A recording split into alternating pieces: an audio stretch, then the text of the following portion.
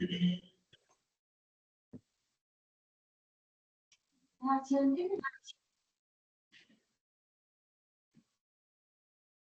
call someone, my camera is not working actually.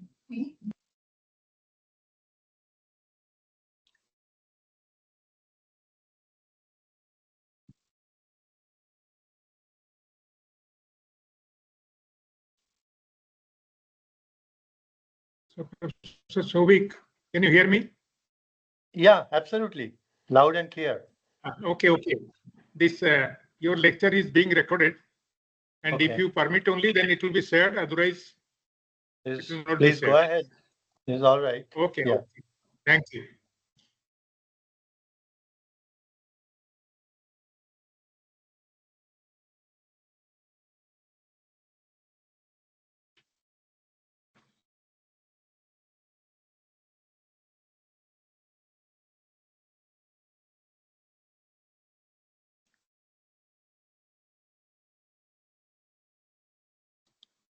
अरे ये कि ଅଛନ୍ତି କି ମୋର ଭିସି ଫିସି ଅଛନ୍ତି କି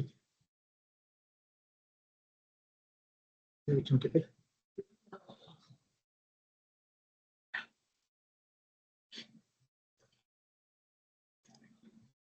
So we'll now start.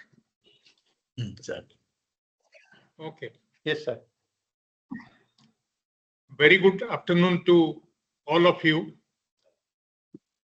to this 63rd distinguished lecture series that is being organized jointly by INA Bhubaneswar chapter, SOA University, IIT Bhubaneswar, IMMT Bhubaneswar, Niger Bhubaneswar, IOC, ICT, Bhubaneswar campus, and IEEE Bhubaneswar section. Today, I'm very happy to inform you that we have actually with us Professor Souvik Bhattacharya today, and his actually topic of discussion is going to be, it is already circulated, but for simplicity, actually, I will just like to say something about his lecture. And its abstract actually reads like this: in an era of unprecedented higher education disruption, most institutions struggle between preserving tradition and embracing disruptive transformation. This session will unveil the strategic blueprint behind achieving high institutional growth through leadership. Drawing from his direct experience and global advisory roles, it constructs institutional excellences through 6 critical verticals. They are: first, faculty and research excellence; second, student success; third, academic innovation; fourth, internationalization; and alumni engagements. Unlike theoretical framework, the framework emerges from real-world execution across multiple campuses and institutions, transforming legacy ecosystems while building research culture and navigating diverse regulatory environments. This session shall share comprehensive change management strategies tested across multiple contexts. Central to this philosophy in recognizing that institutional excellence emerges not from managing academic units, but orchestrating ecosystems where top faculty attracts excellent students, generate cutting-edge ecosystem, generate cutting-edge research, build strategic partnership, and create alumni networks that becomes powerful growth multipliers. Beyond impressive metrics, it addresses the proper leadership challenges, architecting sustainable excellence, and outlast individual leaders. It demonstrates how these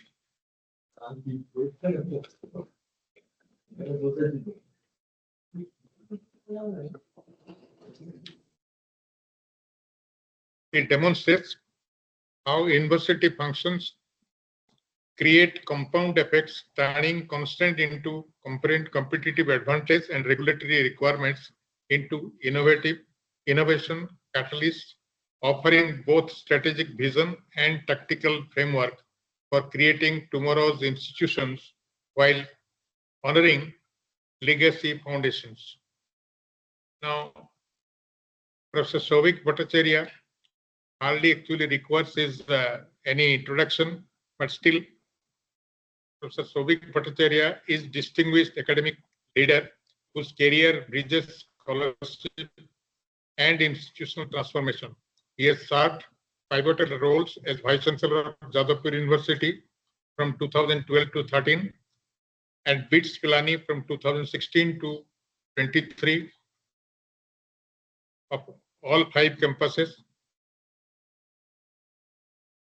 Dean 2019 9 to 12 and Deputy Director from 2013 to 2016 in IIT Kharagpur and faculty at the University of Canterbury 1998 to 2000 New Zealand, providing him with a uniquely global perspective on higher education.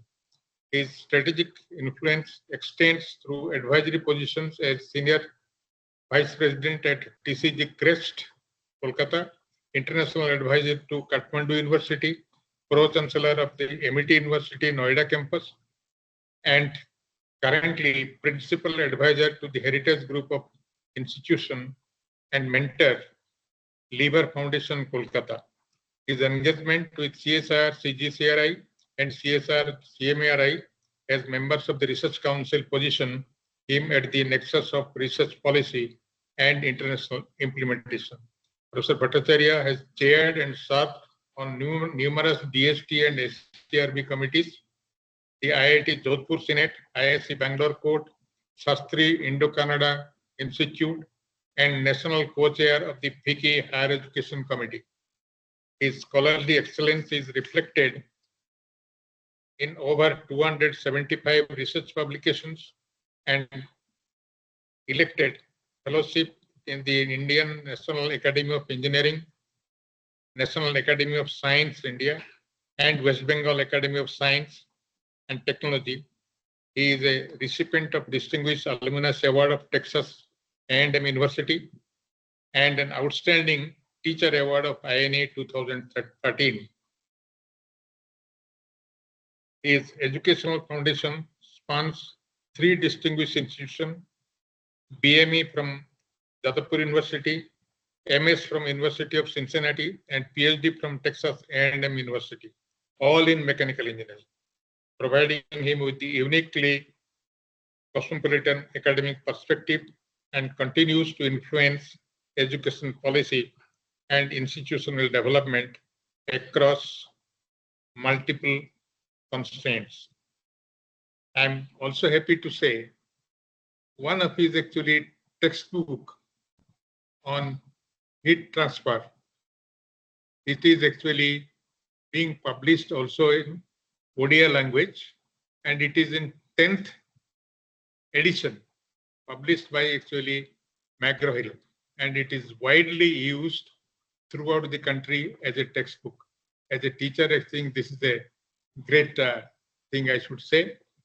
So with this actually few words, I will now request Professor Bhattacharya to take up the stage and really give his deliberations.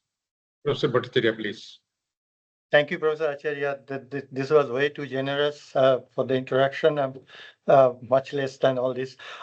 It's a wonderful opportunity. I thank thank you and as the lead of this entire group and also this consortium of great institutes in and around Bhubaneswar for organizing this and giving me this opportunity to share my humble experience and some views on institution building and how to get through difficult situations and so on. Let me upload my slides and let's see if this works.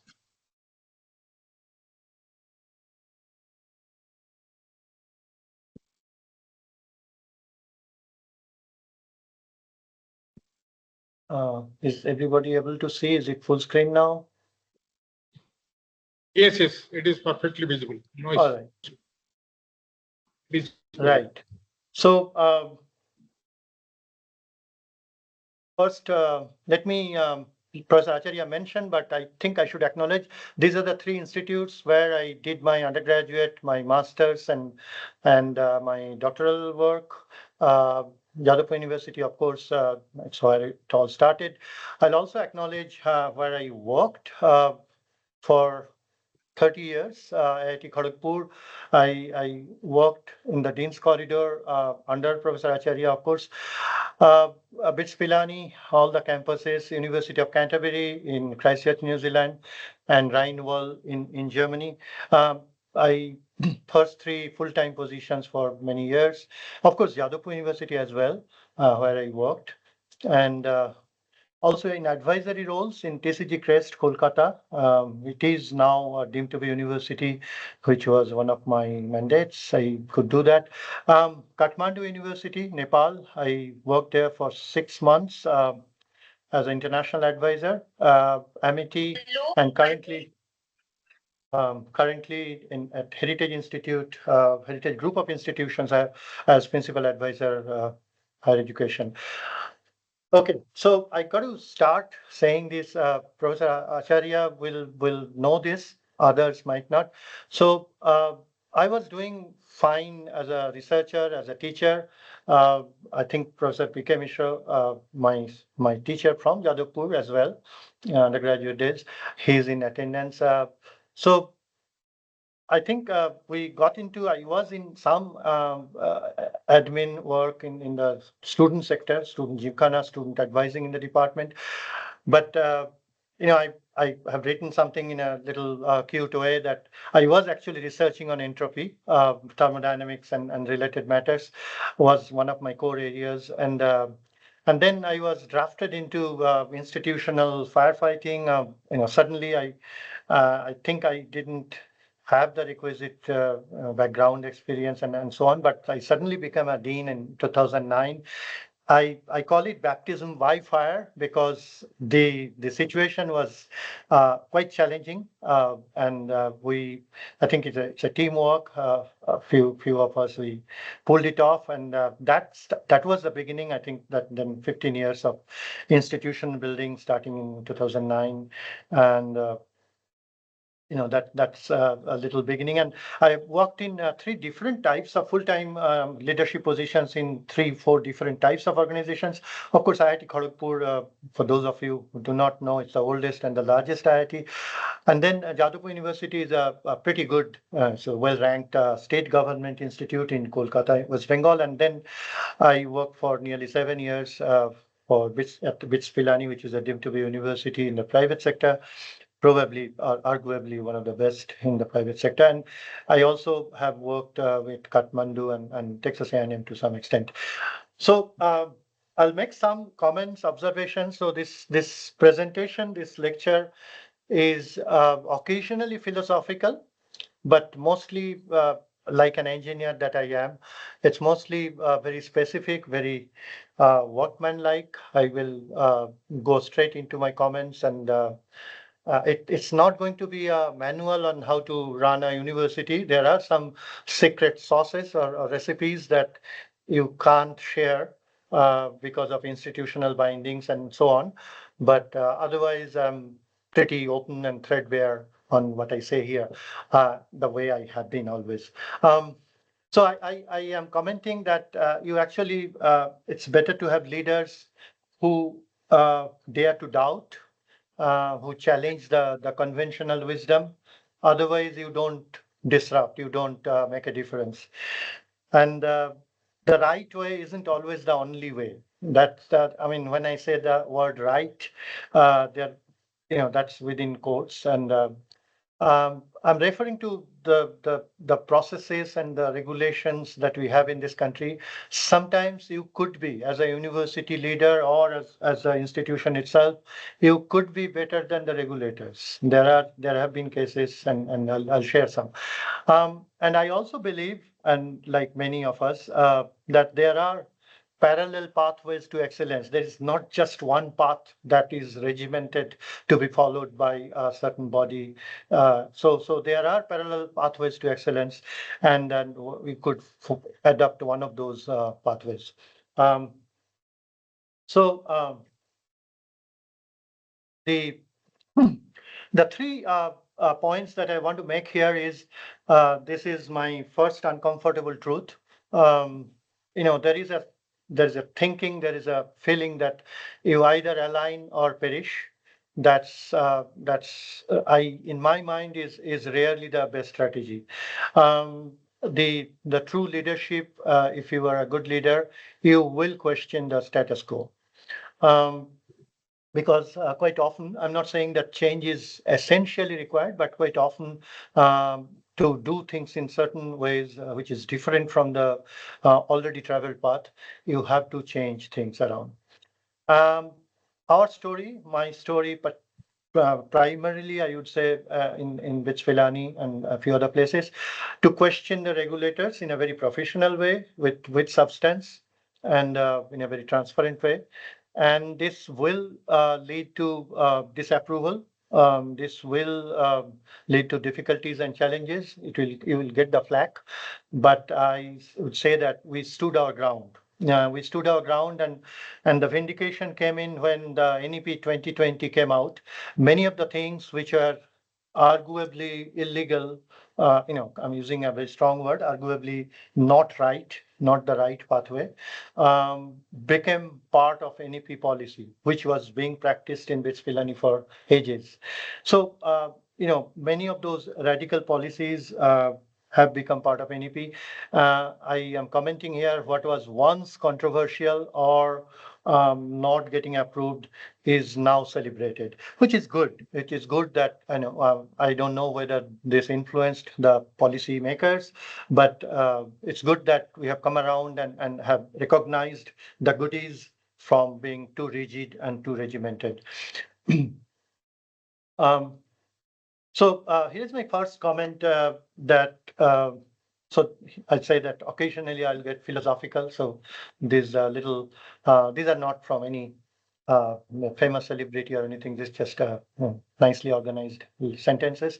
Uh, uh, I think I find that leadership rarely gets easier with altitude. As you move up, it gets more complex, it gets more difficult, but it also gets enjoyable, I would say. In tumultuous times, we don't need leaders with all the answers. We will rarely get.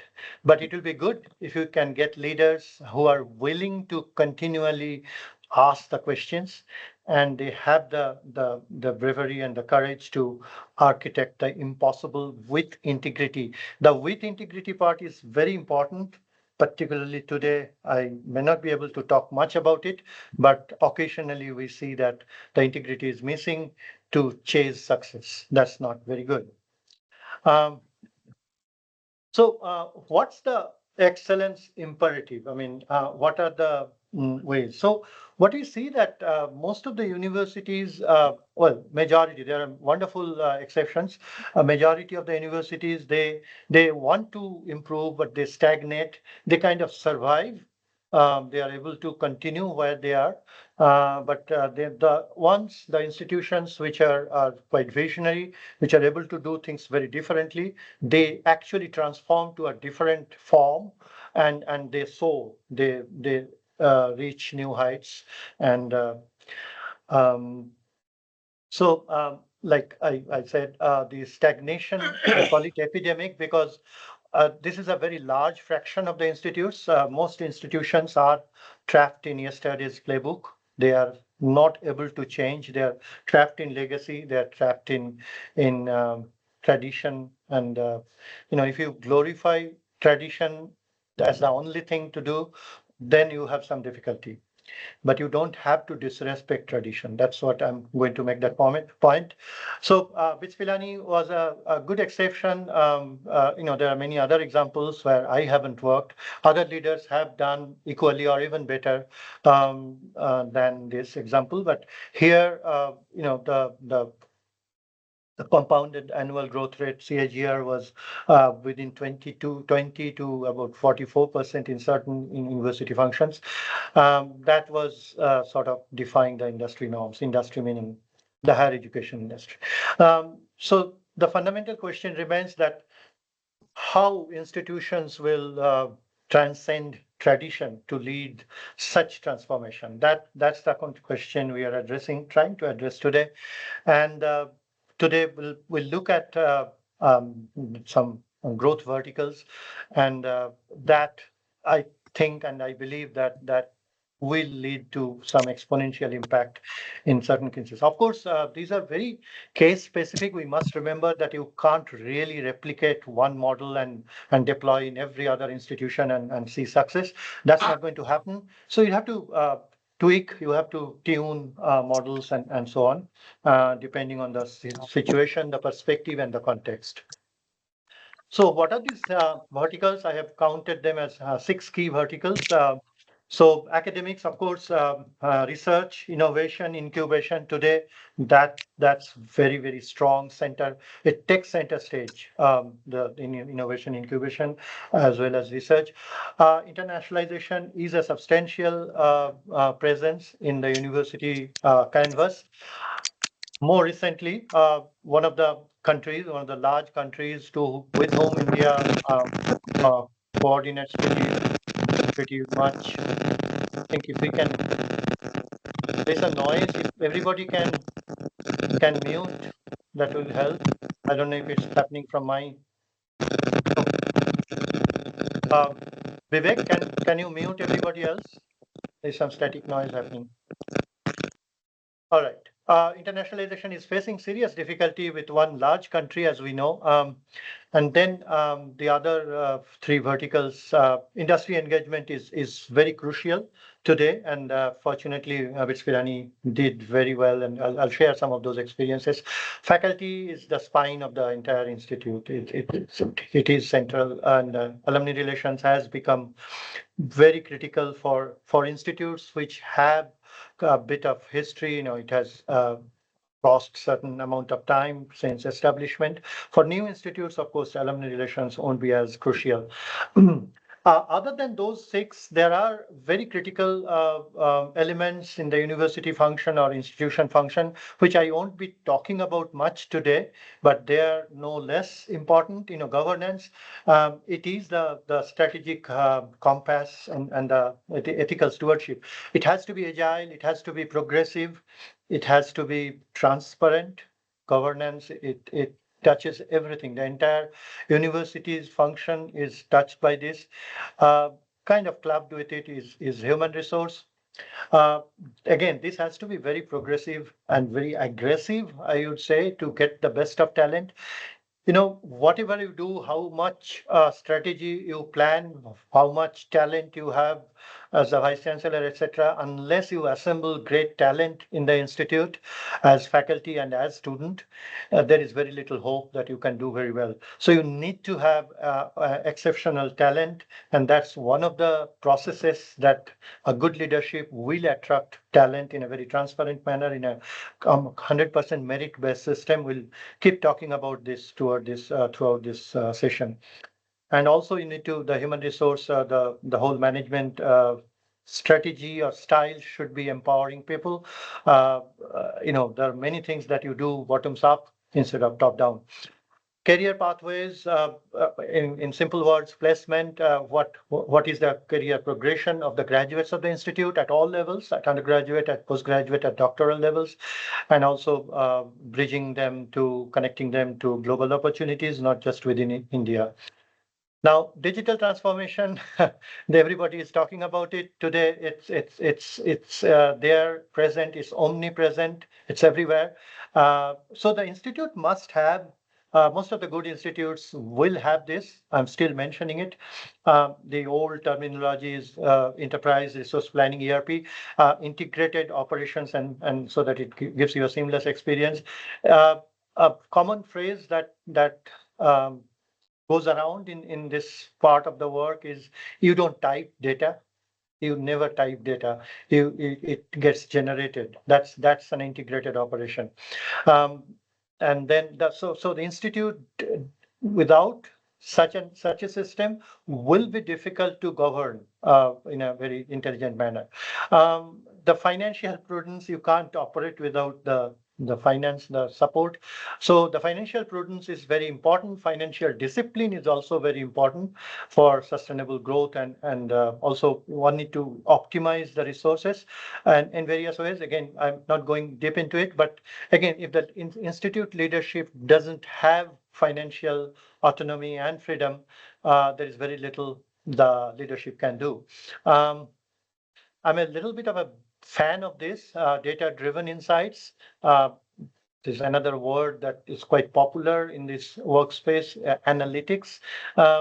So you want to take decisions which is informed, which is based on the trends and the targets that you have for time ahead. And this one gives you the strategic agility. You are able to take decisions quickly based on those such insights. And so these are the foundational pillars for enduring excellence that I will not be talking about today for most of the session. Again, a bit of philosophy, the occasional break. So they say you can't teach an old institution new tricks. So this is a modified form of an English proverb. You know this. I'm not using that D word. With the right architecture, I'm saying that even traditional institutions, those with legacy, will become innovation powerhouses, as has been proved at multiple places. So one of the things that you want to identify, what are the key differentiators? What are the unique elements in your institute or in our institute? And that gives you a strategic positioning. You won't be able to do everything under the sky. So identify the key differentiators. There is a list of examples now. You may have curricular novelty. I'm putting things which we kind of did or translated in some of the institutes I worked in. So curricular novelty is very important. Please note that when I say novelty or uniqueness, something like a differentiator, it doesn't mean that you actually violate the regulations, you do shortcuts in other things. No, this is additional. This is something like icing on the cake. You've got to have the good cake. Okay, so we are talking about the icing here. Industry engagement we talked about. We'll go into the details soon. Translational research is what people prefer, not just publications. Something which leads to a product or a process which is of use to the society, to people, to the nation. You've got to have a good innovation incubation ecosystem today. For BITS Pilani, that was a big strength that we could create over the years, and it's yielding results now beautifully. Progressive and agile governance, I mentioned, and mention it again. It's no less important. Strategic internationalization, you just don't connect with any country or any institute. It has to be quite strategic. It's part of your overall strategic canvas. And the last one in red. This must not be misinterpreted. So policy or not, when I say policy, I mean that this may not be exactly the national policy, but if you think it's good in a very substantially implement and wait for the country to catch up, wait for the country to recognize that this is a good thing, and they will include it later, like it happened in case of BITS Pilani, in case of NEP. I'm not suggesting by any means that you violate policies, but you can do additional things which are not thought of yet by anybody else. So institutional autonomy is essentially needed. I can't say too much about it. It is extremely important. Without this, it is a foundation. It is a foundation for excellence. So whether you are a government institute or a private institute, the ownership does not matter. Institutional autonomy can be infringed on, encroached on, even if you are a government institute.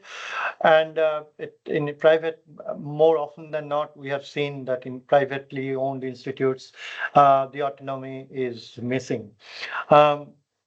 But I was fortunate. I was fortunate that I could I enjoyed a great deal of autonomy, I must say, in BITS Pilani. So you need complete operational independence. The leadership, the university or the institution leadership is accountable to excellence only and not accountable to external pressures. So you need complete transparency and merit-based system in all the critical domains. For example, in academics, in terms of faculty, whether we are talking about faculty recruitment or promotion or faculty compensation and so on. If the institute leadership doesn't have that independence, it's not going to happen. It's just going to be partial. Human resources clubbed with it.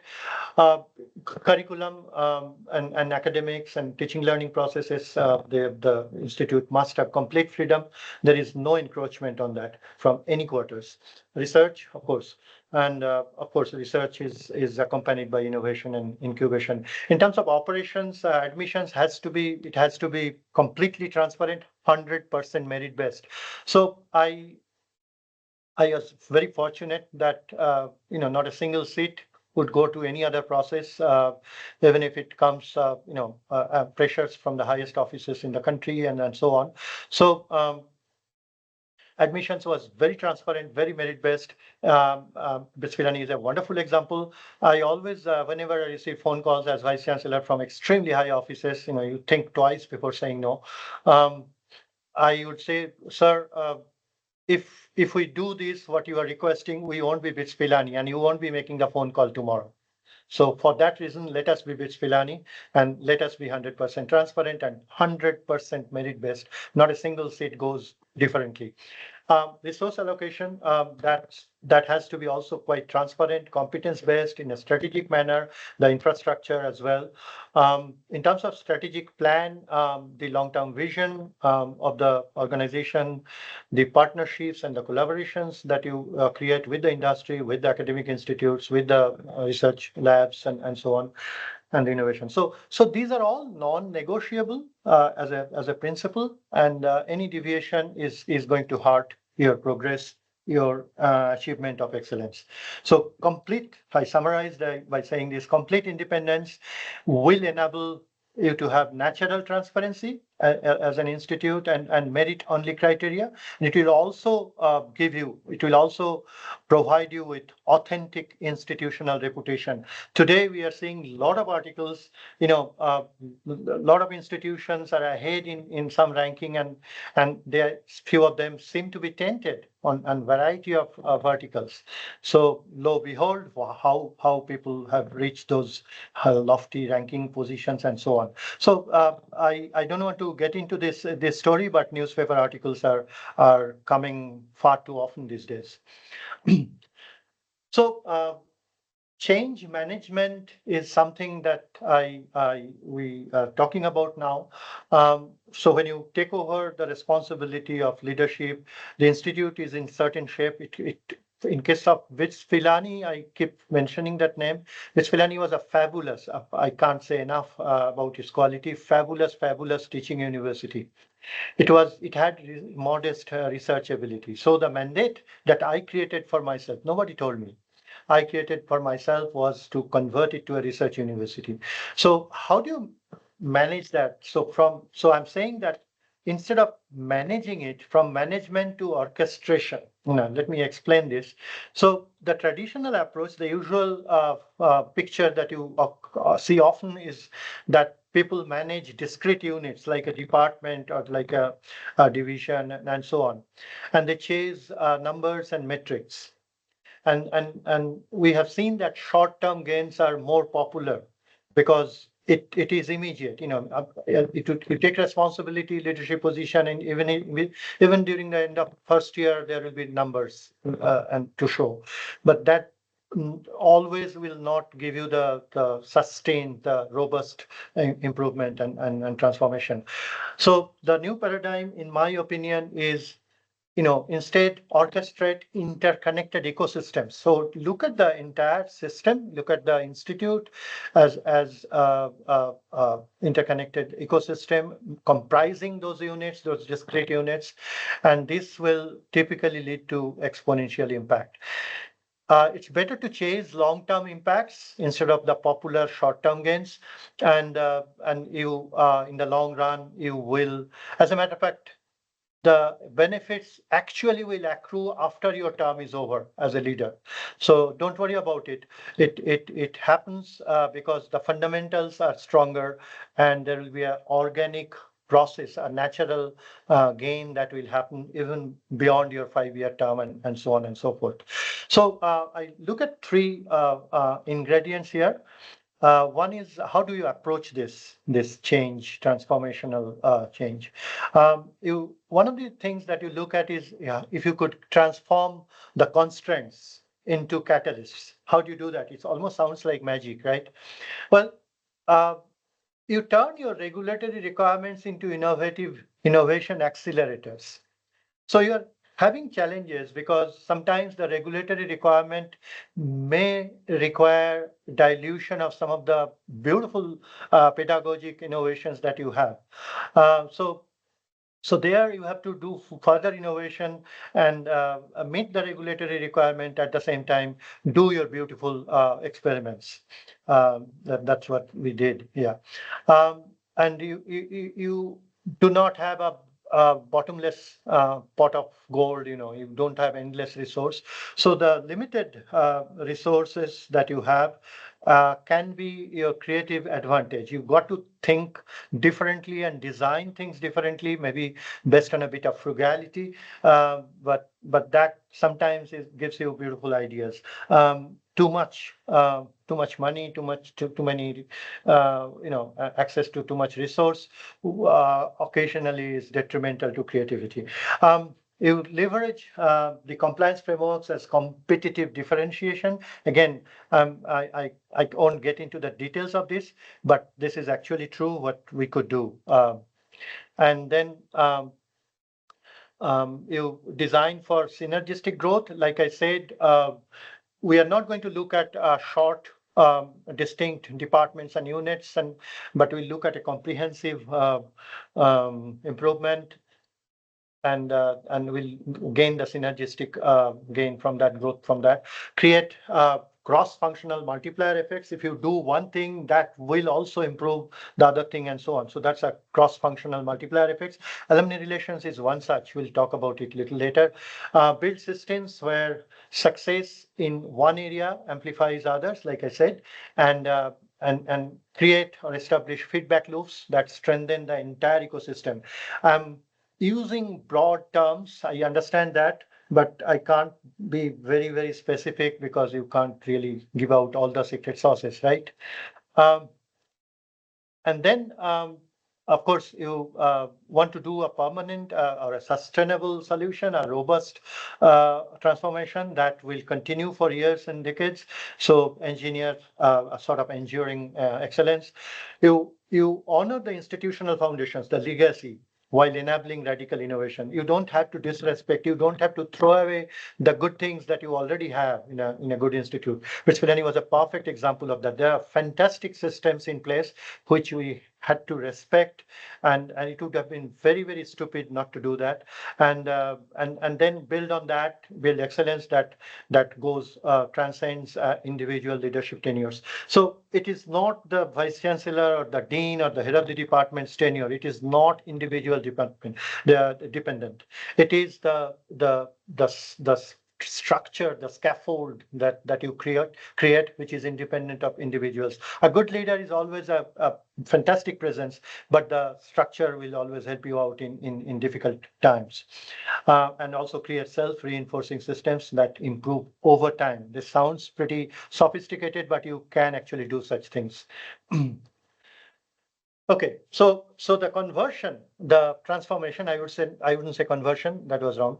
Transformation from teaching a fantastic, as I said, fantastic teaching university to a research excellence or research university, that change management imperative. Now it's very different if you are doing it for a greenfield campus or for a new campus, or if you are doing for a brownfield campus or an existing campus. Of course, in case of BITS Pilani, it was the existing one, and for a new campus, actually, your job is relatively simpler if you are starting fresh.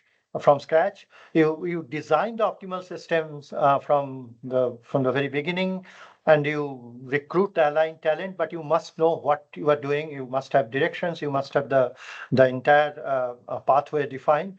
You build the desired culture. Now that's very beautiful that you are able to build the culture. In some cases, for a brownfield system, you may have to develop the culture, and that gives you a big challenge. And for a new institute, you set new standards, of course. Now, for a brownfield campus, which is the case on hand, you have to navigate the entrenched cultures that are existing. Now, this is easier said than done. It's actually excruciatingly difficult to bring in something new. Everybody rejects it. Is it particularly if you are coming from outside the system, if you haven't grown within the system as a faculty member into the, kind of nurtured into the leadership position, it's one thing. But if you are so-called outsider, it becomes even more difficult. But the outsider also has certain wonderful advantages. The outsider comes with no baggage. Outsider has no bias. The only agenda on the anvil is to improve the institute, to do the transformation as planned. You need to reskill some of the existing faculty. Quite a few of them, many of them will be wonderfully good. You have to change the established mindsets. It's very difficult, but these are processes. It takes time. You have to be patient, extremely patient, but you have to be also very you have to take some tough calls and not be very sweet and friendly to everybody. But at the same time, you don't have to be impolite. You've got to upgrade the existing benchmark. So the targets and the goals are going to be changed very dramatically. Again, the strategic philosophy is transformation isn't about discarding the past. It never is.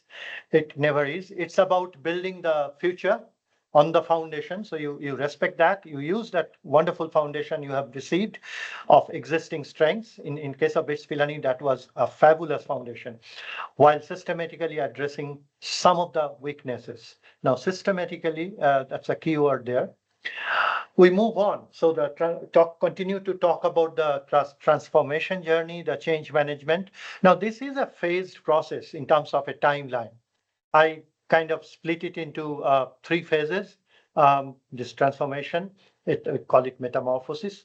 We have a metabolize phase, and then you encapsulate, and then you emerge.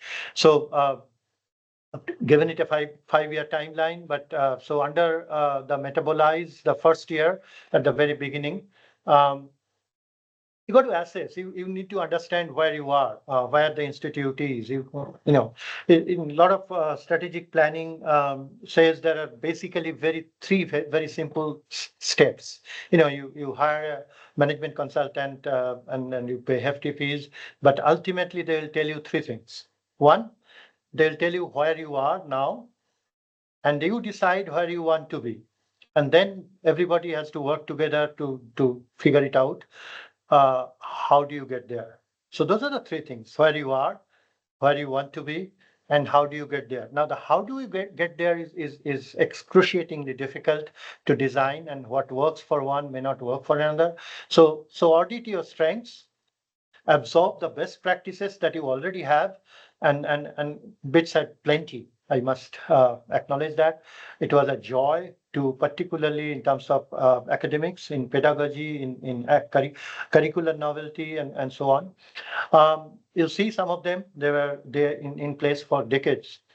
Then you do some benchmarking. You set your aspirational goals, you identify the institutes against whom you benchmark. And we sincerely hope that you benchmark against really, really strong institutes which are similar in character and nature. You want to set aspirational goals. It's like Carnot engine. Those of you in physics and thermodynamics, you are never going to get there, but you know the target. You are never going to get there, but you should be as close as possible to the Carnot performance, right? So that's how you do it. I'm not claiming that just because I taught thermodynamics for many, many years at Kharagpur and other places, I had Carnot in mind? No, but that's just a very good analogy, I think. So you also identify during that very first year the change champions. Who are your best bets? Who are the individuals you think will be your champions, will lead this transformation? What are the resistance points? You've got to identify that. And who are the key influencers? So they could be in the resistance group, they could be your change champions, and either way, but who are the key influencers? They're all substantial people and you use them to your advantage. But as long as you work transparently and you widely tell people that this is what you want to do. And you also need to demonstrate to the people the immediate benefits. Don't ever assume that you are more intelligent than them. As a matter of fact, you are not. There will be many wonderfully smart people in your faculty and officers and so on. And the transparent messaging, the communication is a big strength. If you want to keep it to yourself, it's a disaster. So you need to tell people that this is what you are up to and this is how you plan to do it. So the encapsulate, it has a bit of overlap with the first phase also with metabolize. So you form cross-functional change management teams, and policy and incentive redesign is something. So you've got to draw out, you've got to formulate a whole lot of policies, which are documents which will guide you, which will also give you transparencies, throw it open to everybody. You also need to protect the change champions because there could be bullying, there could be some difficulty for those individuals. You got to launch an infrastructure upgrade, investment needed with the leadership, chancellor's office and your board and so on. You got to be got to take them in confidence and you got to launch some centers of excellence and gradually proposals have to be written and central nationally competitive grants have to be brought in. All those things have to happen one by one. And then faculty development. Faculty is central, you can't do without it. Some of the research centers, this is the emerge fraction, which is the mature stage. You are well into it. You're in the middle point of your journey. And, the innovations, they have to be now scaled up institution-wide. In case of BITS Pilani, the additional challenge was the geographical distribution. So it started with 4 campuses, one outside Dubai, which started in 2000, and then Goa started in 2004, Hyderabad in 2008. I started my journey there in 2016, and the Mumbai campus was the 5th. Pilani, of course, is the original campus, 1964, and Mumbai campus started operating sometime around 22, I believe. Yeah. And so those are 5 campuses. It makes it more complex, but still can be done and has been done. So the research aligns. So when you do recruitment, you got to identify who are your best bets. And from that point onward, your recruitment type of people, type of faculty you recruit is dramatically different compared to how it has been. And we'll talk about the process a little bit. And, new academic identity is what you are assuming, basically, the whole entire institute. So the philosophical break. And so this is a metamorphosis, right? But I'm saying that unlike the biological metamorphosis, academic transformation is very slow. It doesn't happen in a few weeks. It's more like composing a symphony. I'm drawing an analogy here where every note requires consensus. This is very difficult, has to be done. Without that, you won't be able to proceed.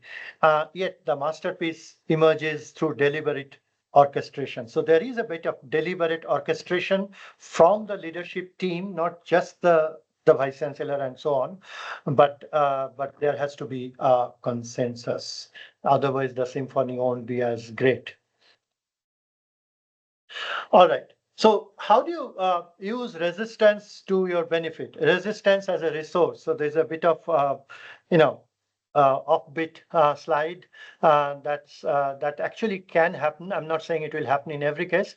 So how do you convert the resistance, the opposition, into your opportunity? So the traditional mindset has to has to be converted and taken to a certain direction to get you some research advantage. Okay, so the skeptics, there will be a good number of people. The skeptics, they will become your quality controllers if you use them, you deploy them very intelligently, because that is their nature. They will identify the real implementation challenges. That is also a good thing for you.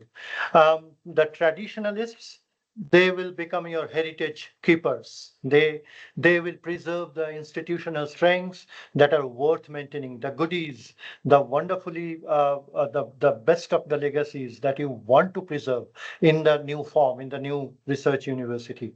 And then the fence sitters, those who become your momentum builders. They actually amplify the visible successes across the university because they are fence sitters. That's what they are good at. So use them to your advantage.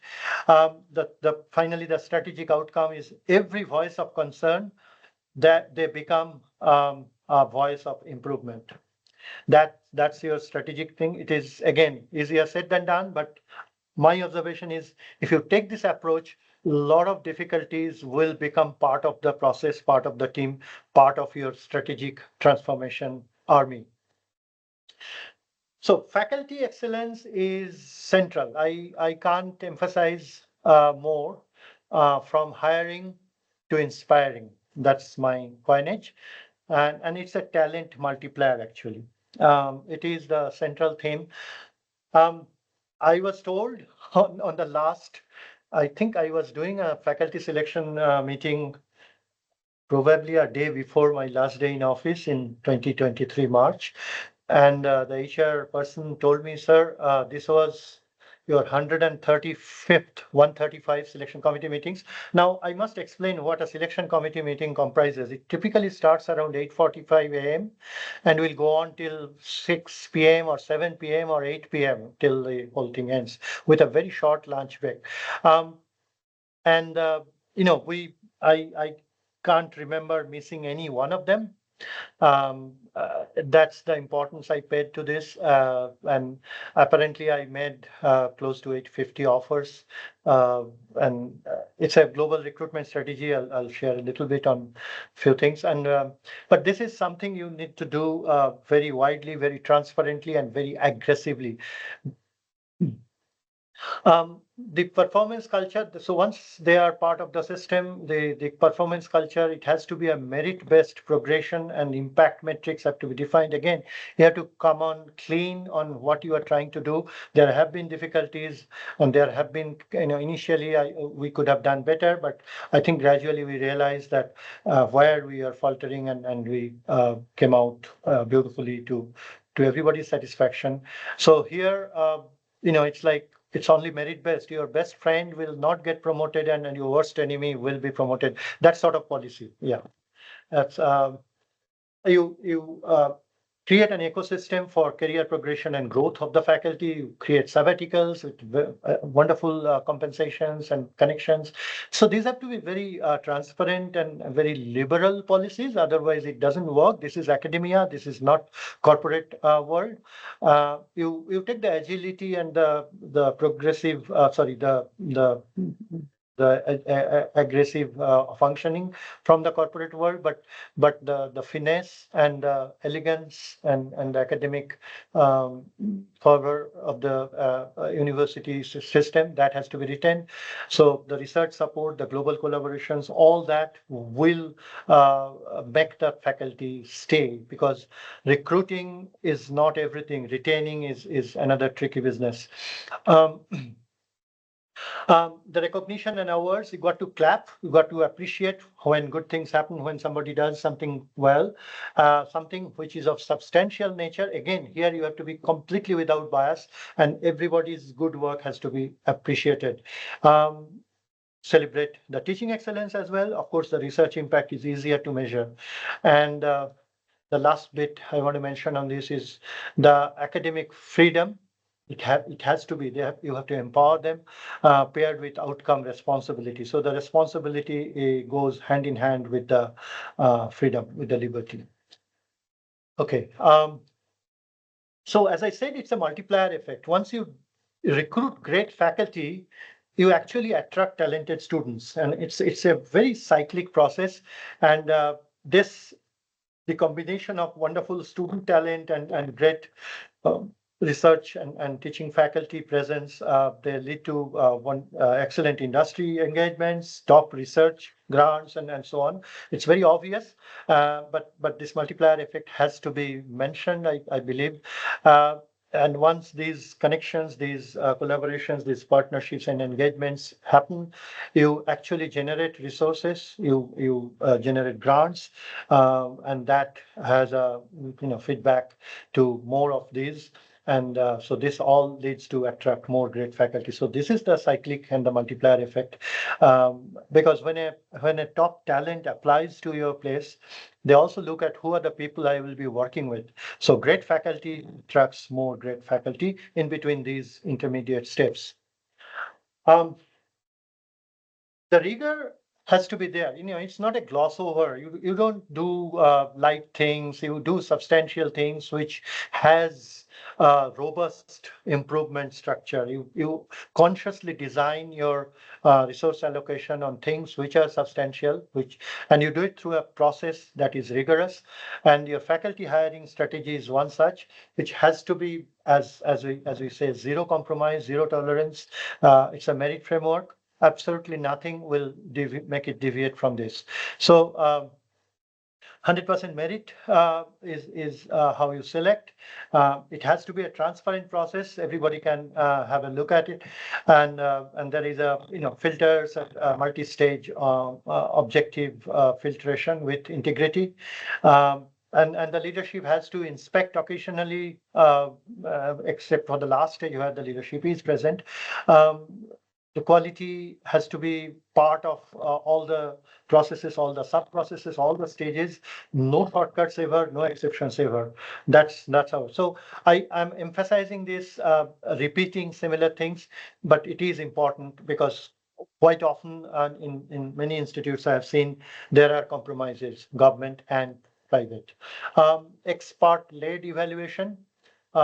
I made it a point that every faculty sub-selection committee, the final selection committee, must have at least one National Academy Fellow, either a INA Fellow for engineering or one of the three science academies, four academies in this country, national academies. So I wanted eminence, but not just any fellow. The person who is in the subdomain, so typically computer science will have 6 verticals, sub-verticals. Mechanical will have 3 sub-verticals. Electrical probably will have some 5 or 6, electronics included. Civil engineering will have 5, 6 sub-verticals. So you got to take your experts from that subdomain, not any relevant, and the administrative designation is of no consequence whatsoever. As a matter of fact, I would say that big administrators should not be in the selection committee because they are busy, and some of them will not be active researchers. So I would like to have active researchers and top teachers and so on. When you do selection, teaching is not ignored, is as important as research. As I said, it's a zero tolerance standard that we follow. And like I said, dual excellence assessment on both teaching and research. And I've got to watch the time. Yeah. The global talent, you got to go places and do that. And competitive value proposition. So unless your compensation is competitive with the best in the market, it's best in class salaries and other compensations and other perks. You won't. There's no free lunch. You won't get good stuff. Yeah.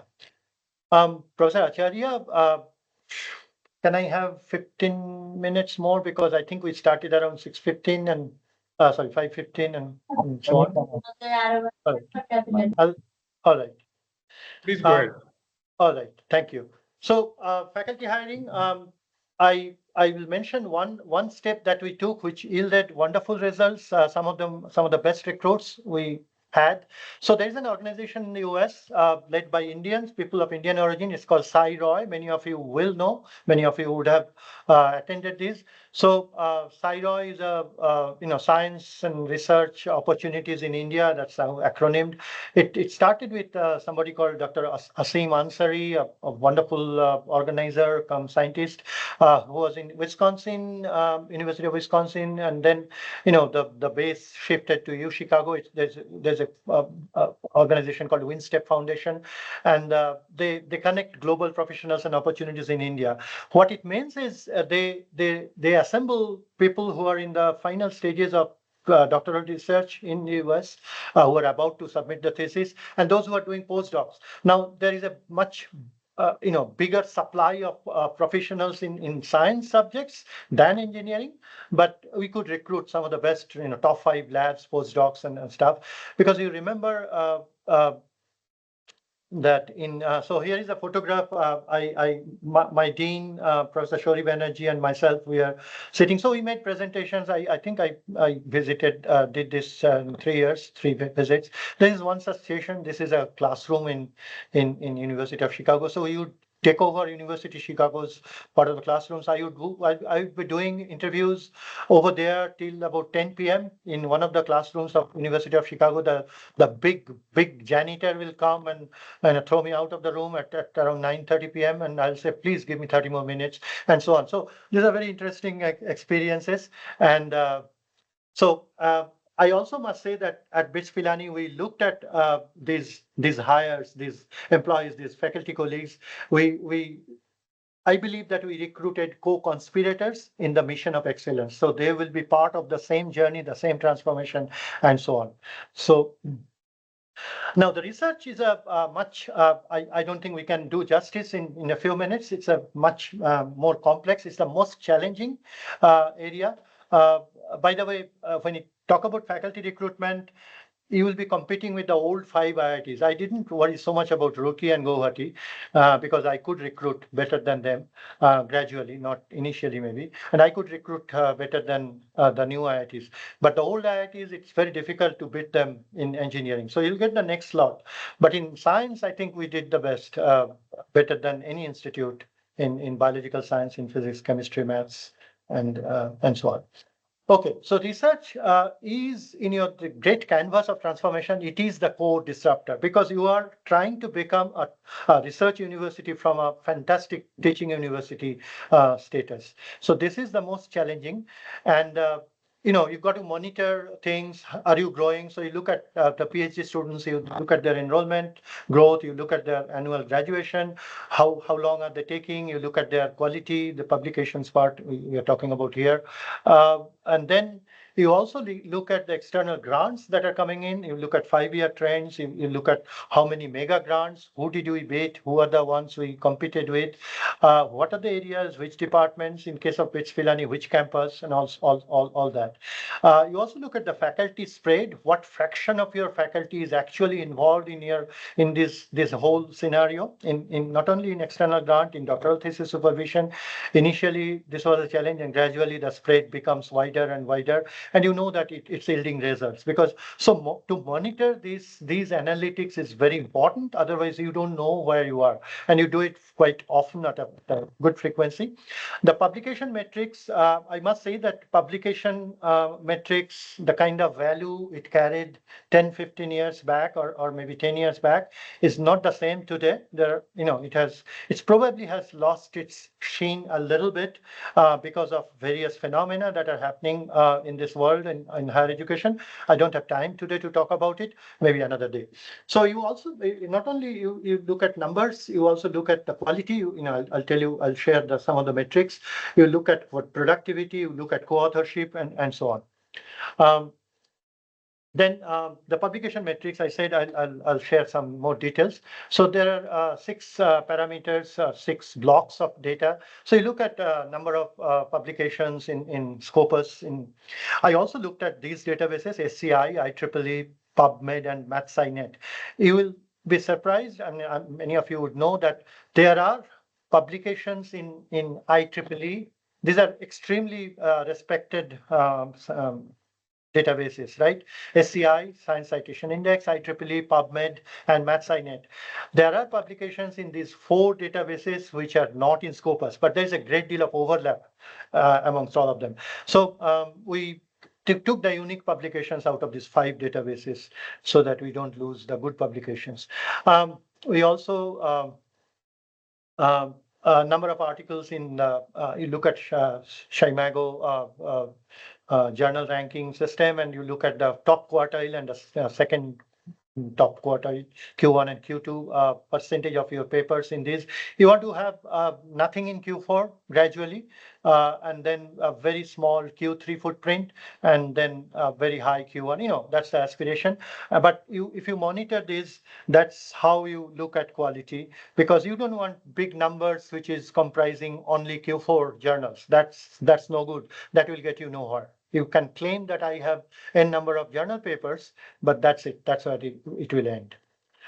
Number of citations, again, you look at your citations share in Q1 and Q2 of SGR, and you also look at citations both in Scopus and SCI. You look at cumulative as well as annual number of citations. H-index, again, some of these quality parameters, Scopus, Web of Science, H-index, and average impact factor. You can, today you can monitor all these very easily. You look at productivity index. That's the number of articles per faculty per year. That gives you a overall university-wide. You can do it at various levels. You can do it at department level. You can do it at faculty level, and you can also do it at university level. In our case, we also did it at campus level. That won't be the case for most of you. And then the citation index, number of citations per article, again, it's a quality index that you do in various ways. And then you also look at the level of collaboration that's happening to you, to your institute, and a percentage of article of your total publications that have at least one foreign co-author. Yeah, and then we look at how nationally you are collaborating, percentage of articles with one domestic co-author outside your own institute, and also how the interdepartment co-authorship, so number of papers with at least one co-author from another department within the institute. All these things can be tracked with a timeline, and that actually gives you a beautiful picture that emerges, and gradually you take some. So these are basically actionable insights. So I'll talk about the industry engagement, which was unique, like no other, I would say, in BITS Pilani. There are, practice school is the industry immersion in the curriculum, and then there is this educating working professionals. It's part of a national mission.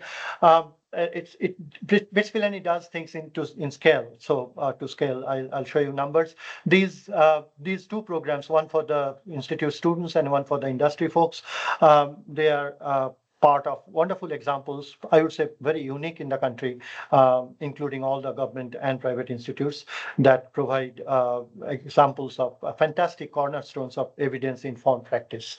Now, the India Skills Report 2025, it tells you it spits out the same story. You know the story that about 55% is the employability. Of course, it's rising, but currently it's 55. So our graduates, according to them, it's a national picture out of a database they use. It's not a very convincing story, but it gives you a picture which is worth looking at. But then it has the granulation. The employability varies in sectors. So if you are a BE or BTech, it's not as bad as 55%. It's 71.5%.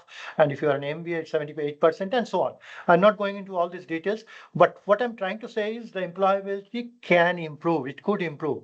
So the industry academia engagement, the symbiosis, I'm breaking it down to 4 segments, which actually throws out the institutional barriers. So what are those segments?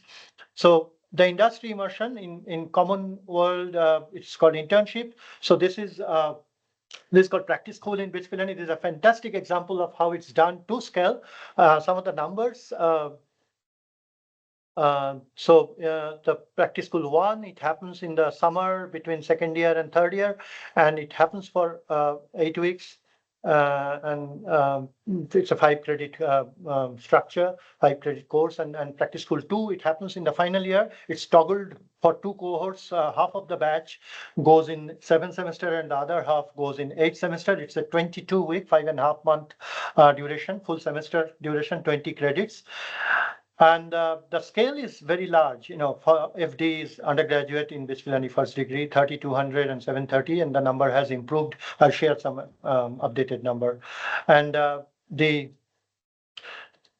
industry professionals as faculty, that's, the professor of practice and so on, that's known. A lot of people are doing it. BITS Pilani started it early, possibly. Research, you dovetail, you combine university research and industry innovation to whatever extent, not easy to do. A lot of people are doing it better than BITS Pilani, I would say, in this IITs, because they are very resourceful. Industry mentored PhD in emerging technologies is a new area which is happening now, and educate the industry, work integrated learning program at scale. I'll talk about it soon. So Practice School, what are the stats? Look at the scale of operation. This is 23-24 academic year. About 3,400 students in Practice School 1, which is at the end of second year, and 489 industry locations. This is a massive operation. And Practice School 2, which is more substantial, over 5.5 months, that's 3,200, over 3,200 undergraduate students. And this is all arranged, all of them, each and every one is arranged by the institute. 730 postgraduate students, again, 1 full semester, 752 stations. Those are the industry stations, locations. Look at the stipend. Average stipend is nearly rupees average is 60,000 per month, and the total Practice School 2 spent by the companies to the BITS Pilani students was rupees 120 crore in 23-24, 1 year. That's the total amount of stipend the companies paid to the BITSians. So it's a massive, very rewarding internship. I think it's unparalleled in the country in terms of quality and quantity. The pre-placement offers, those of you who are familiar, they are offered right after the internship. This is also the highest ever, by far the highest in the country, far ahead of any of the IITs. 1350 PPOs, UG plus PG, that's about 34% of the batch. So 1/3 of the batch gets a PPO. That's fabulously good, I would say, in India. There are over 700 industry partners. Okay, so that's internship. It's a fantastic model of industry engagement. Now, this is stats for WILP. The work integrated learning program, the education degree programs, undergraduate and postgraduate for industry professionals, for them without leaving the job. I need probably 2 hours to explain how it works. It's a massive operation. It started way back in 1979, and government didn't appreciate its value then, but now they think that it is part of the national skilling mission. And so it operates at scale.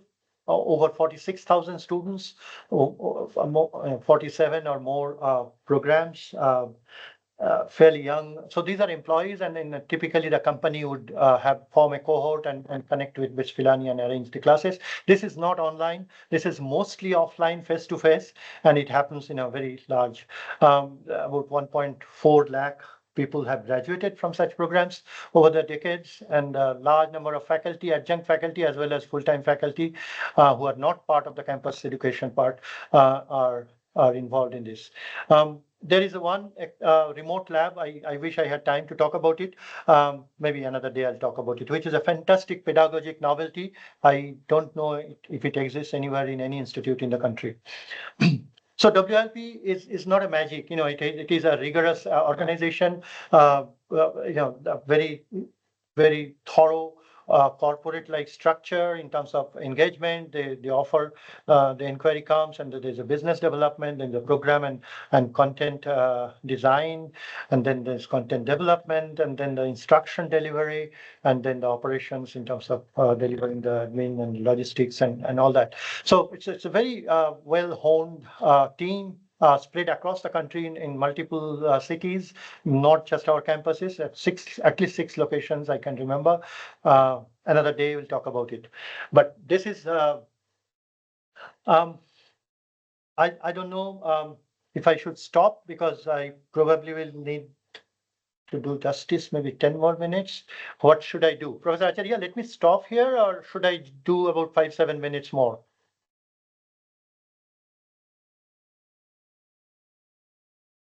Professor Acharya, you have to unmute. 5 minutes another you can take to All right. conclude. Let me, yeah. So innovation and incubation is also another area which, again, I will rush through. I will skip the philosophy part.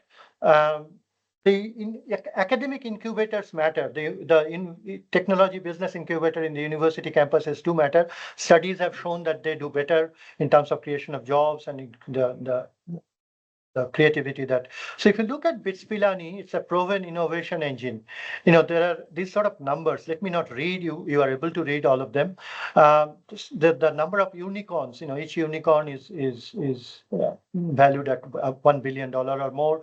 There are a large army of founders and co-founders across the globe, and they're doing extremely well. It's a beautiful experiment from an institute which is not funded by the government, not a penny, and it has done very well, competing shoulder to shoulder with the top 3 IITs, I would say. Again, it's not a magic. There's a lot of work behind it. It's a complete support ecosystem. That's a sort of learning from it is very useful for other institutes.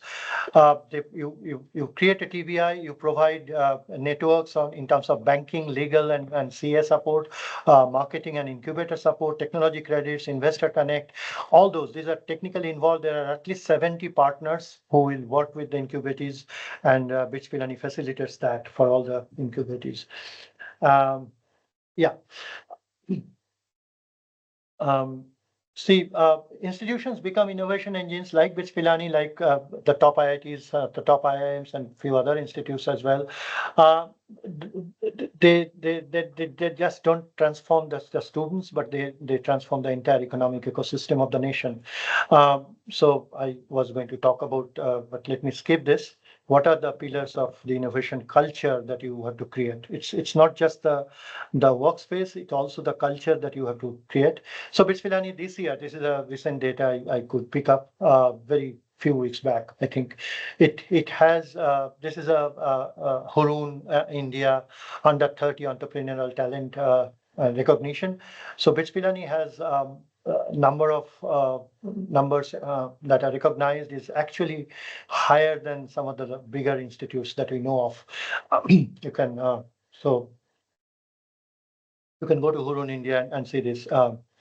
Right. Alumni is a very, again, I will skip this entire thing, is a very, it's a multiplier effect of alumni. It's a very powerful tool today, but you have to do it smartly. You have to create an alumni management system. We used to think that alumni were primarily for reunions and donations. It's absolutely wrong today.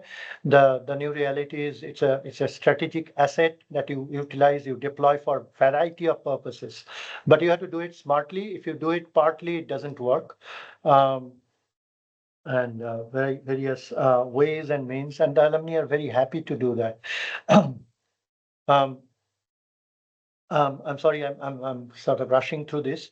So we say that beyond nostalgia, we are actually cultivating a collaborative community.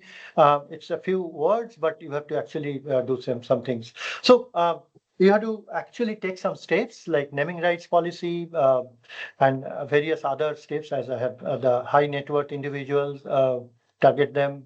But you need to know who are the HNIs. So you need to have a wonderful database management system, which is smart.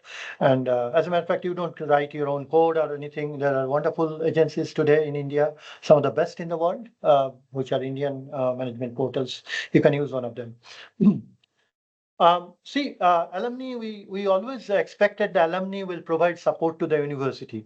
But now the other direction, the university supports the alumni. The university gives back to the alumni. This sounds little counterintuitive, but it is true, and this is where you can be different. This is where the institute can be different.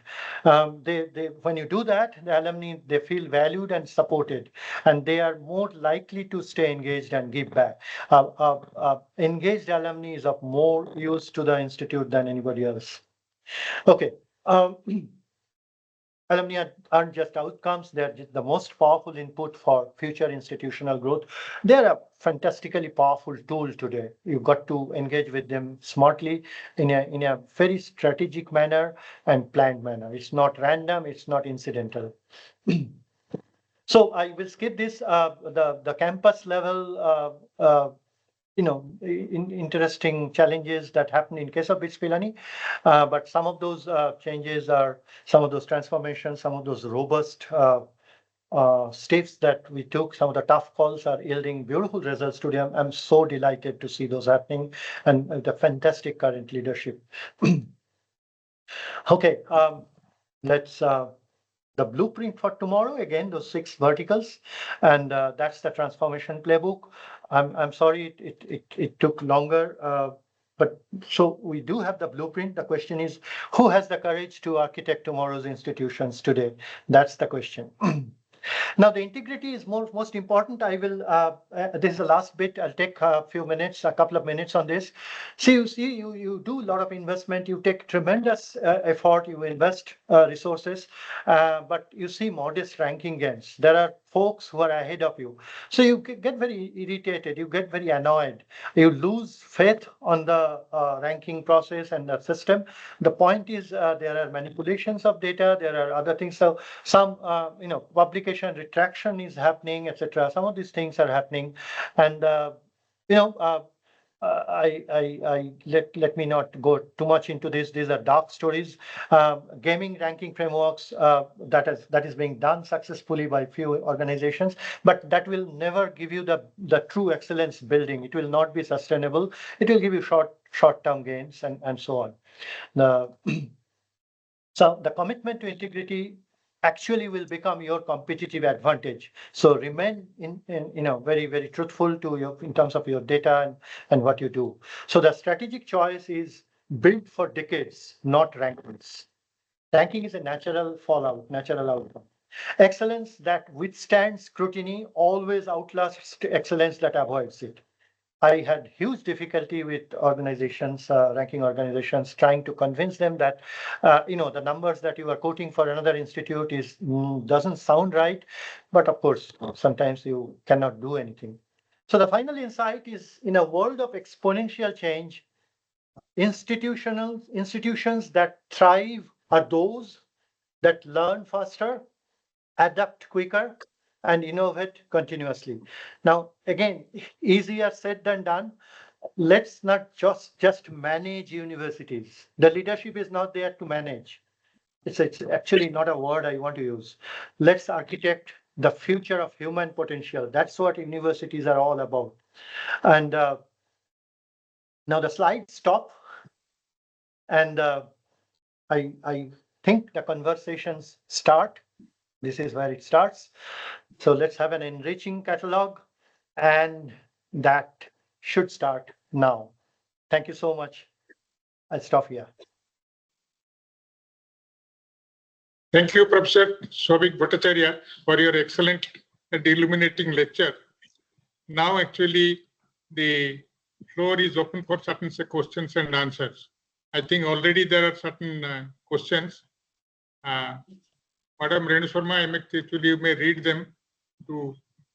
Yes, sir.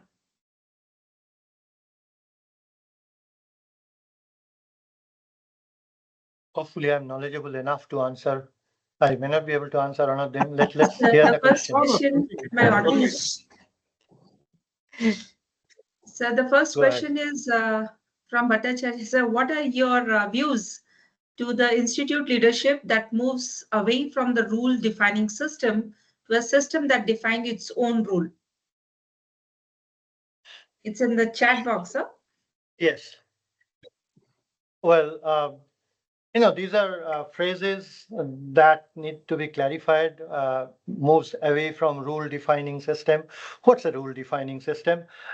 You you set some numbers for faculty promotion, then why do you need a selection committee? Why do you need a director or a vice chancellor or deans, etc.? It's like a post office. You can tick box those rules and then somebody is promoted or not promoted.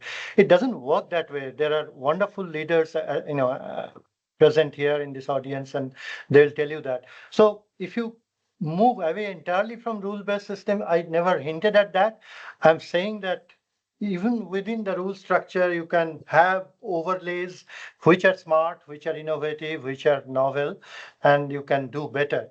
So a system which is completely rule-based, you don't need talented leadership. The rules will dictate. It's like a robot. I can talk about it all day, but let's keep this at this much for now. Okay. The next question is role of mentorship and leadership in building new institutions, especially for the research institutions. It's a great role. How much time do I have? Couple of hours. I can talk about this. A very short answer is, of course, the role is extremely important for a new leadership, new institute, for a greenfield institute, because this is where you are framing the entire canvas. You are painting the entire canvas with what's going to happen to this institute. You are not going to transform this newly established institute tomorrow immediately. You will have the framework done, and this is actually easier than transforming a brownfield institute. So the greenfield institute should have its entire structure, framework. This is the kind of faculty we need. These are the areas we want to study. This is the academic curricular structure, which is very progressive for tomorrow, and so on. And you can't be very far removed from the market, from the industry, because you got to have revenue, you got to place your own graduates. So you got to do some esoteric programs which are wonderful in terms of intellectual pursuits. We also have to do some programs which are, for example, in science and technology, which are good for the industry.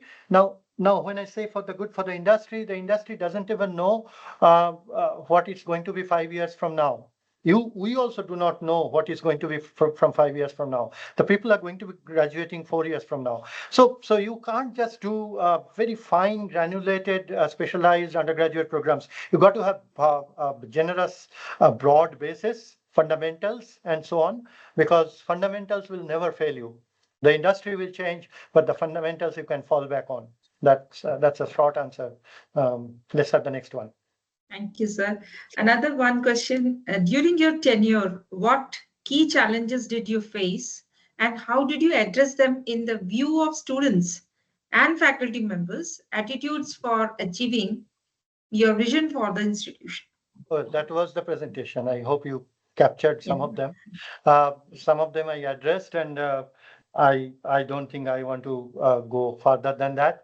But if there is a follow-up discussion someday, I'll be happy to share. Yeah, please connect with me, and I'll be happy to share. So one more question by Satya Das. The query is, how do you start creating an innovation culture mindset change in institutions, especially in the state like Odisha? Well, that Satya Das, is this the Satya Das I know? That he will answer. He not only he knows this state well, and he knows what innovation means. Is this Dr. Satya Das, who was part of BIRAC? Yes. Great. So Satya, you give the answer and let me hear it out. You are the best boss of this. This is good to hear your voice. But I tell you, let me mention it to you. So because I think he deserves this little in the interest of time. So BITS Pilani got 125 crore research grant from DST. It's a fabulous. So they gave it not so much, but smaller amounts also. They gave it to 25 institutes. All 24 were government institutes, starting with the word I, alphabet I.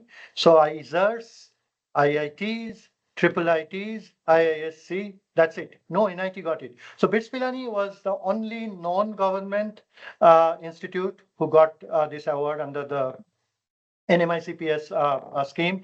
And so we had to create this hub, technology innovation hub, and Satta, I call him by the first name, Satta became the CEO of a Section 8 company that we established. We kind of, poached him out of big, well-known organizations, government and private. And that's how we pay attention. You pay importance, you give importance to these are important things. There are challenges, there are things we could have done better always. But I think this was a distinct shift in how we did innovative research. So BITS Pilani was giving grants to government institutes. I felt a little, it's kind of ironical, because we always struggled. Government said you are private, you are no good, you run away, etc. But after this grant, BITS Pilani was giving grants to some new IITs and some other government institutes and so on. It was a wonderful feeling to pay back in some sense. Thank you. Thank you, Satya. I think Professor P.K. Misra would like to ask you a question. He has raised his hand. I know. Anyway, am I audible? Yes, Please yes. go ahead, sir. One thing, I liked one thing. There are two processes in any building an institution. One is the top-down, other one is bottom-up. Right. Okay. These are two processes are to be implemented in different situations. For older, top-down is all right. But newer organizations, bottom-up process is better. So what we are doing when we are starting new institutions, we are starting with the top-down process. You first train MTechs. That's not the right way. You have to start with the research scholars. Find your own positiveness. In this way, because in implementing any in education system, practice is more important. Correct. I think practice Professor has to be Mishra, started. Instead of for the upliftment, we're forgetting our old culture, craftsmanship. I've seen in many cases, craftsmen are begging on the roads. In Calcutta, I've seen. There are really good craftsmen are there. They don't find even to feed their own children. So I have taken up many cases. I've seen they have been introduced into the education system. Right. So because they will train the students for craftsmanship. Because what I found in Calcutta, especially in Garhata and all these places, I've moved on the roads and gone to the craftsmen who were doing small things. I asked them, well, because I have seen some technical issues much more simplified. Okay, they do it in no time. Maybe Professor Mishra will take this up another day. In the interest of time, maybe there are some other questions. Thank you so much. For those of you who do not know, because while choosing making an institution, we have to be very careful. Very strong point. Absolutely. Those of you who do not know, during my undergraduate days between 1976 and 81 in Jadavpur University, Department of Mechanical Engineering, Professor Mishra was a professor there. I didn't have the fortune of having a class with him, but he is my sir. Excellent. Professor Sharma, any other question? No, sir. Actually, we have a very senior person present here, Professor Tarun Kant. Professor Tarun Kant, are you here? I have worked with him in some committees. Professor Kant probably remembers. Professor Tarun Kant, are you here? Might have. No, possibly he is not here. Now he's there. I can see him. Professor Kant, you can. Professor Tarun Kant? Yeah, you can speak. I think he stepped out. He's connected. Okay. That's all right. Yeah. So it is in fact a very illuminating discussion and lecture here. I would just like to ask you actually one or two small questions and one or two observations. Coming from you can't be One small. observation is actually you said that you have to really stick to the quality of input of both student and faculty. Yep. And in fact, actually, my own personal experience is then when I approached you for one of my colleagues' son, you said no, he cannot really get into BITS Pilani, but definitely he could be considered for another campus like, let us say, Hyderabad. And he in fact graduated from Hyderabad. Wow. And later on, not only he, but he himself and few of his friends, they, 5 of them from Goa as well as Hyderabad campus, they went to Penn State to do their masters and PhD. Lovely. So that itself actually a great thing. My personal experience with Professor Soubhik Bhattacharya is he was actually my dean student when actually the institute was passing through a very bad phase, and he really helped me so much that I can't just forget about it. Okay, so these are things. And third question actually will be for a smaller institutions like, let us say, Heritage or any other thing, because they don't have that much of resources or that type of things actually as BITS Pilani with a very strong alumni base and so many billionaires from alumni, etc. So many celebrated, faculty and researcher.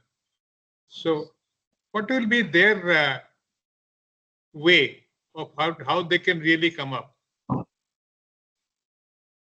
Right. It takes a bit of time. I won't go into the long answer.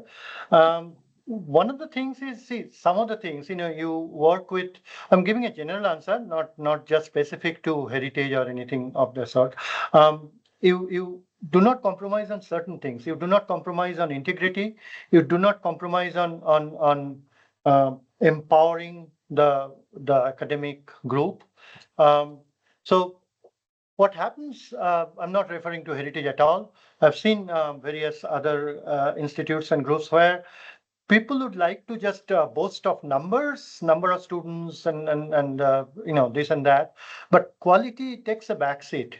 So that's not the right approach. Ultimately, this is not going to work in the long run. As a matter of fact, the reputation of those institutes in the market, it spreads. It's the wrong reputation. As a matter of fact, I quite often, I should not be saying this to Professor Acharya. He has been part of management school leadership as well. The market is smarter than the regulators and the ranking agencies. The market is. So that's why if you are going to admit your son or daughter for an undergraduate program, you are not actually looking at some of those institutes which are way above BITS Pilani in ranking, because it's much easier to get in there. But you will be trying to get people admitted to. So the market understands well. So these smaller institutes, unlike BITS Pilani, those who have a reasonable amount, Heritage has stepped into 25 years. The 25th year. So the alumni base is fairly good. It has good bit of eminence. And so all it needs is to organize its alumni management system and connect. I think it can be done better in many ways for similar institutes. I think some curricular novelty can be thought of, because so we looked at, I tell you this, let me share this. I looked at biological science as one such area, because I figured out that I'm not going to be able to compete with the 5 old IITs in terms of quality and the resource and so on. It was impossible. So what are my alternatives? So I figured out that biological science was very good in BITS Pilani. So I figured out I'm going to recruit only from Harvard's and the Johns Hopkins and things like that. Satya is there, he knows about biological science. So BITS Pilani biological science faculty, the kind of quality that we recruited, it was a strategic decision that we reinforce, we invest in those labs and so on. So that sort of strategy can be done. What are your differentiators for the smaller institute, Professor Acharya referred to? So curricular novelty, what sort of programs which are sellable in the sense that graduates will be able to get jobs. At the same time, it's different from others. What are the areas where conventional institutes in that part of the country, they are not offering, but you will be able to offer? So act smartly, basically. You have to act smartly and recruit more intelligently. That's it. But then underpaying faculty members, etc., will never work. These are strategies that are in place in many institutes. That doesn't work because you'll never get talent that way. Thank you. Absolutely fine. I would just like to add one thing. I know many institutions who are after getting higher ranking, but they are definitely not doing well. And you have given the reason for it. I must actually thank you for that. Now I will request Professor Renu Sharma to please propose a vote of thanks. So just before Professor Sharma starts, on the last bit, Professor Acharya, I hope I don't get a lawyer's notice, whatever I have said. Thankfully, I never meant to hurt anybody, but that's a challenge this country is facing, data manipulation and all kinds of dark stories to achieve anything. That's by hook or by crook, that doesn't work. All right. Professor Acharya is muted, thankfully. Professor Sharma, go ahead. Thank you, sir. Thank you, sir. Very good evening to one and all. It's indeed my pleasure and privilege to deliver the vote of thanks on behalf of Indian National Academy of Engineers Bhubaneswar chapter and our collaborating institutions, Shiksha Anusandhan Deemed to be Universities, CSRMT, Bhubaneswar, IIT Bhubaneswar, NISER Bhubaneswar ICT, IOC Bhubaneswar campus, and IEEE Bhubaneswar section for today's 63rd distinguished lecture. First and foremost, our deepest gratitude goes to Professor Souvik for delivering such a thought-provoking and inspiring lecture on institution building and transformation from legacy to leadership. So, your insights on academic vision, leadership principles, and transformation for excellence have been both enlightening and motivating. So your wealth of experience in steering the reputed institute will certainly serve as a guiding light for many of those who are engaged in academic and administration and research. My heartfelt thanks goes to Professor Damodar Acharya and representatives from all the partner institutes for their constant support and collaborative spirit in making this lecture series a sustainable success. A special word goes to appreciation for all the esteemed dignitaries present across the institutions who joined us today. An enriching session, a really fruitful session. Sir, you made our day today. With this, I would like to conclude this session, carrying forward the inspiration you built and transform institution into true beacons of leaderships and innovations. Thank you once again, Professor Bhattacharya, and thank you all. Jai Hind. Thanks, everyone. Bye-bye. Thank you.